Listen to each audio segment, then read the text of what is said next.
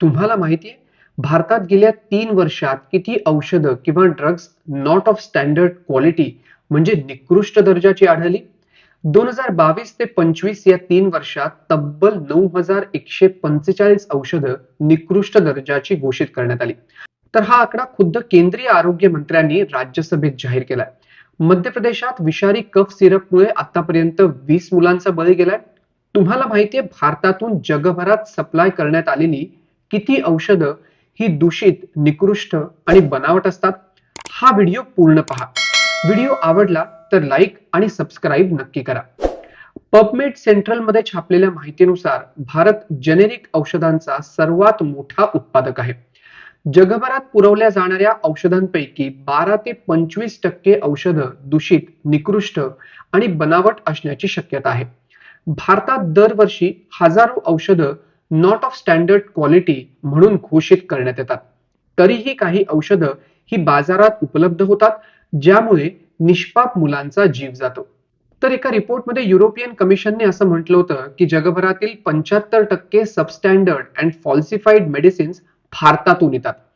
PubMed central मधील एका research पेपरमध्ये ही माहिती देण्यात आली आहे. या रिसर्च पेपरची लिंक डिस्क्रिप्शन बॉक्समध्ये आहे, तुम्ही ती वाचू शकता. भारतात किती औषधं निकृष्ट आढळली याची माहिती शोधताना मला राज्यसभेत 2025 मध्ये केंद्रीय आरोग्य मंत्रालयाने दिलेलं एक उत्तर सापडलं. 2022-23 मध्ये 96,000 पेक्षा जास्त नमुन्यांची तपासणी झाली. त्यात 3,053 औषधं निकृष्ट दर्जाची तर 424 औषधं बनावट किंवा दूषित आढळली.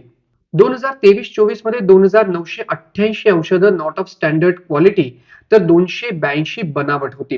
तर 2024-25 मध्ये 1 लाखापेक्षा जास्त नमुन्यांच्या तपासणीत 3,104 निकृष्ट आणि 245 बनावट सापडली. PIBच्या माहितीनुसार केंद्राने बनावट आणि निकृष्ट औषधांवर कारवाईसाठी आतापर्यंत 905 युनिट्स तपासले आणि त्याच्यातल्या 694 प्रकरणामध्ये कारवाई देखील झाली. पबमेड सेंट्रलमध्ये मला भारतातील 2 मोठी शहरं दिल्ली आणि चेन्नईमध्ये निकृष्ट दर्जाच्या औषधांबाबतचा एक पायलट स्टडी सापडला.